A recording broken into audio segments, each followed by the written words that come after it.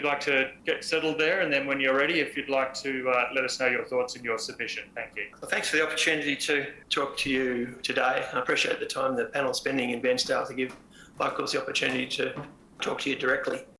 I have some relevant background to be wishing to talk to you, so I'll quickly run through what I perceive that to be.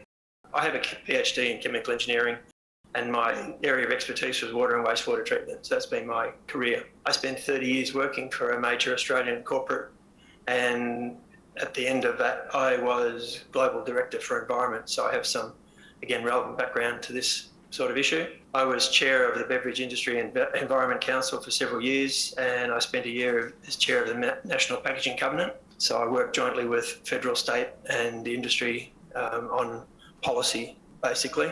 I spent several years on the boards of Eco Recycle Victoria and Sustainability Victoria, working directly with Minister and the board. And when I retired to East Gippsland, I joined the Sustainability Advisory Group to the East Gippsland Shire. And I currently hold roles in both my local land care group and the land care network in East Gippsland. So I've got a fair breadth of experience in the environmental area.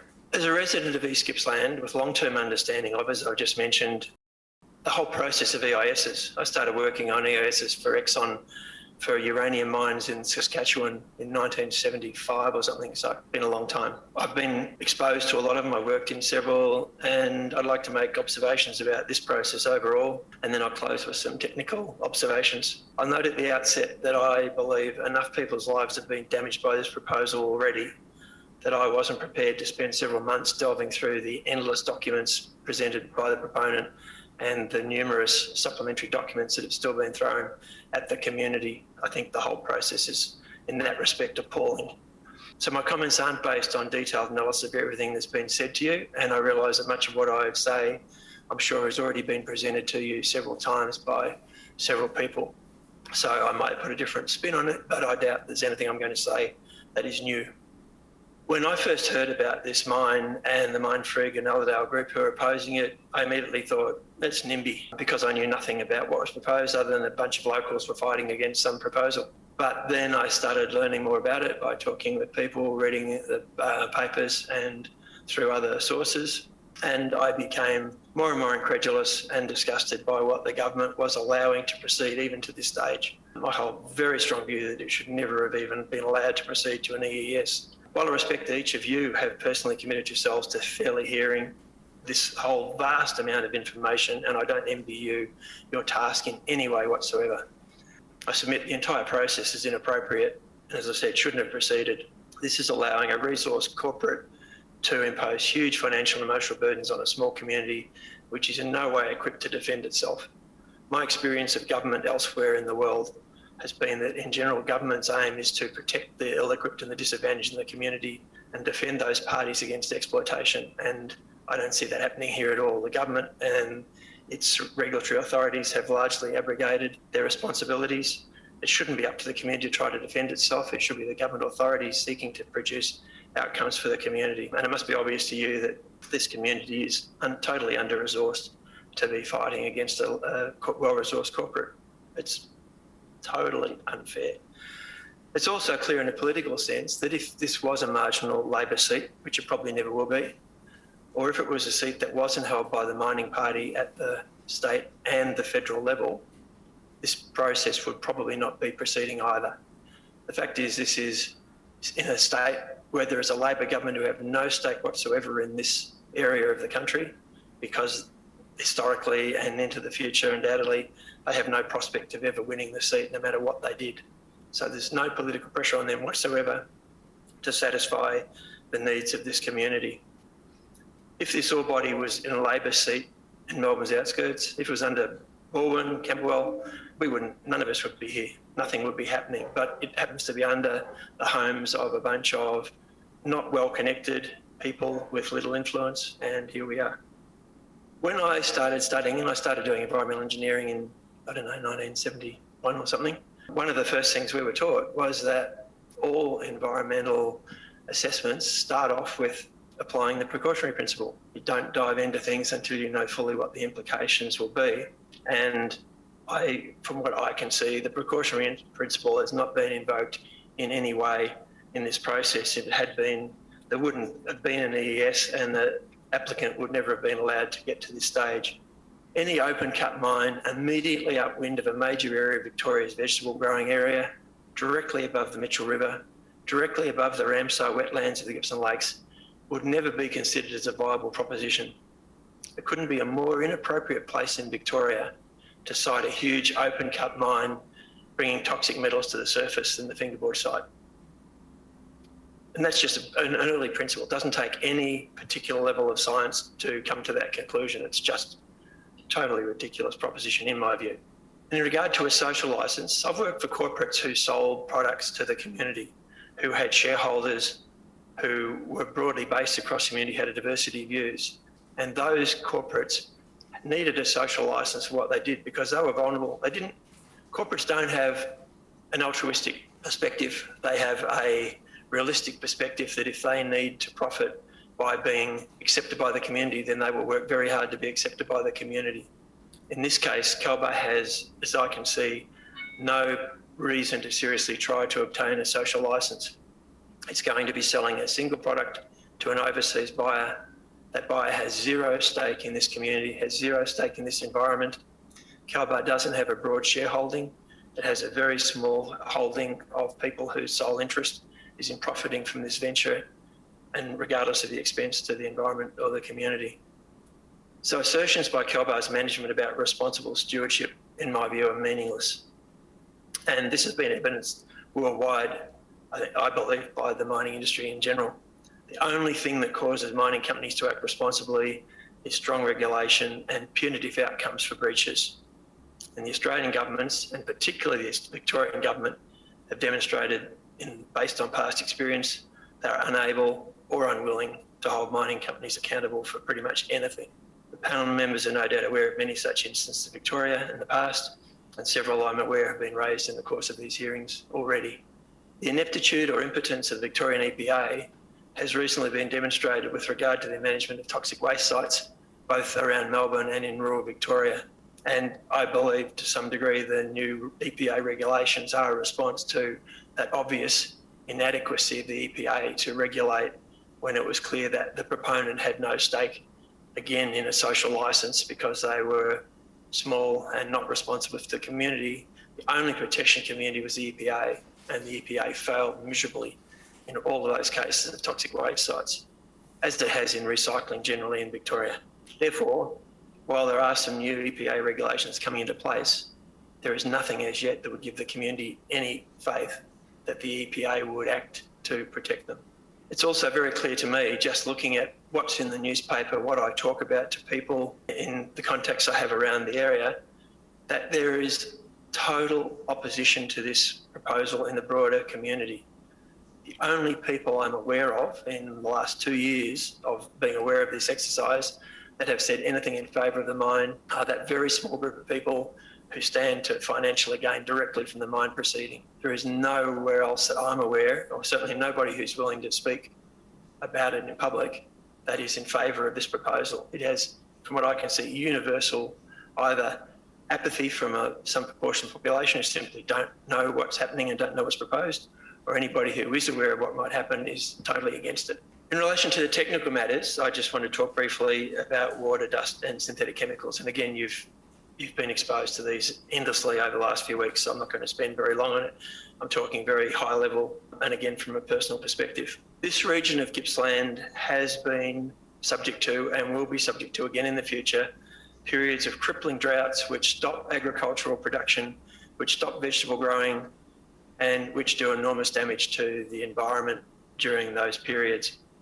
And European civilization has successively, over the whole period of civilization, reduced the available water to this part of the country and to the Gippsland Lakes by constant expansion of upstream uses for water for irrigation, to building the Thompson Dam to take water out of Latrobe in the first place. So even Melbourne stealing water from the Gippsland Lakes is the first step in a chain of water that once flowed to the Gippsland Lakes, no longer reaching there. And this is just yet another stone around the throat of the Gippsland Lakes in reducing even further the available water. The proposal for this mine would take, again, more water from the mine, and it will add, and I can't I haven't been through detail what they're proposing to do in terms of their disposal of the processed water that they don't reuse on site. Presumably there is some, but whatever it is, it will increase the levels of contamination in the Gippsland Lakes, which humans, Europeans, started poisoning 200 years ago with gold mines up at the top of the Omeo. So we've had a very long history of destruction of the Gippsland Lakes.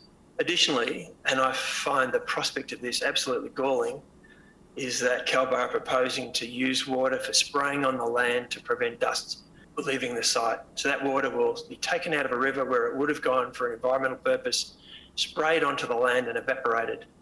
Totally wasted. It achieves no purpose whatsoever, except as a mitigation for something that shouldn't be happening in the first place. I think using a very, very scarce supply of fresh water for that purpose is appalling. I think it's generally accepted, and from the quick look I had through some of the papers, some of the submissions to you have already said that even the government accepts that the modelling for climate change says that this part of Gippsland is probably going to be drier into the future. And it's not just this part of Gippsland, it's also what happens, as I just said, throughout the rest of eastern Victoria, pretty much all the way to the Thomson Dam, as to what water eventually arrives down the rivers and into the Gippsland Lakes. And in the knowledge that it is more than likely that water will be reduced even further in the future, and the knowledge that production of foodstuff is already limited for significant periods during periods of droughts down here, the prospect of using water for a non-environmental and non-food production purpose, to me, is just intolerable. It's stealing from the future of Victorians. So that's water.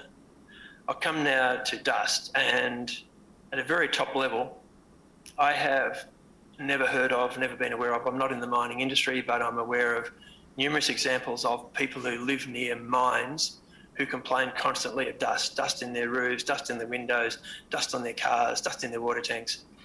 I think the whole proposition that hundreds of hectares of land can be exposed in an area directly upwind of a major food bowl for Victoria is absolutely insane. It wouldn't matter if Calbar were a company that could be trusted. It wouldn't matter if they intended to mitigate. Sooner or later, there will be times when the wind will blow at 60 or 70 kilometres an hour. It'll be 45 degrees centigrade.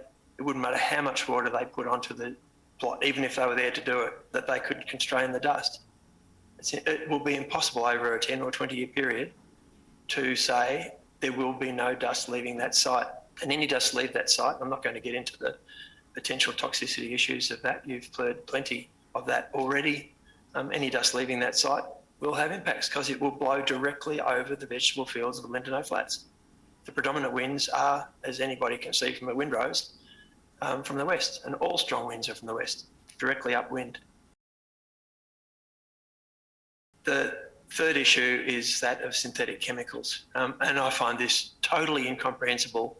Since Calbar, again, at the very last stage, changed, having put 10,000 pages of information before a community ill-equipped to address it, requiring the community to read 250 pages a day for 40 days successively to understand what was in there, and then having done that and had the community spend all that time and resource and money, turn around subsequently and say, oh, we're no longer following down that path, we're doing it totally differently, is incomprehensible that the government would allow that to occur. So I understand their issue now in taking numbers out of their proposal. Their proposal now is to use 3 tonnes a day of a polyacrylamide flocculant to thicken the fines sufficiently so the centrifuges can remove them as a wet cake and return them to the void. That means that they are proposing to put 1,000 tonnes a year, 10,000 tonnes over a decade, 20,000 tonnes over the life of the mine of a synthetic organic chemical directly into the soil, uncontained, above a water table, above a river, above a Ramsar wetlands. In many jurisdictions in the world, that would be a criminal enterprise. I find it staggering. It's absolutely staggering that it's been allowed to be even considered. I don't know what the EPA's view on it has been. I presume it's been put to the EPA, even though it was thrown into the process long after all the experts had their conclaves and talked it through. It is despicable that anybody would even contemplate doing that. And they can't be stupid enough to not know the consequences So again, it's an absolute disregard for what their enterprise will do to this environment by proposing it. It will create a time bomb that will be there for 100 years because nobody can predict what will happen to 20,000 tonnes of synthetic organic chemical in the subsoils over that period of time. East Gippsland Water use polyacrylamides for thickening their sludges from water treatment. They're all dried and then taken to sealed landfill. They don't come in contact with the environment. And that's what any responsible entity does. And of course, given the tonnages that Calbar's talking about, that's totally impossible. So it can't be part of their proposal. So thank you for the time to allow me to speak. I hope you don't feel that I've wasted your time this afternoon. And again, I very much don't envy your roles. Thanks very much, Mr. Peel, for the submission. Just turning to my members' questions. Dr. Gibbs. Thank you very much. I just wanted to pick up on the last point about the flocculant when it's used by the water authorities and it's taken to landfill. Could you just expand on that a little? I didn't quite catch the. Again, I'm not intimately aware of East Gippsland Water's operations, but my understanding from talking to some people there is they do use a polyacrylamide flocculants in the course of treating water. They don't use very much because the water is almost clear to start with, so they have very few solids that they need to flocculate and take out. They contain the solids on their site until they build up sufficient quantities. They air dry them in sealed containers until they've got sufficient, and then they truck it to the Bairnsdale landfill, which is a secure landfill. So I can't give you much more detail on that, I'm sorry, but they use similar or the same chemicals for a similar purpose, but wouldn't contemplate in 1,000 years distributing on the land or dumping it somewhere that wasn't in a secure landfill. And I would expect that the proper regulations probably require them to do that. But again, I don't know that for a fact. Thanks very much for coming in this afternoon, Mr. Peel.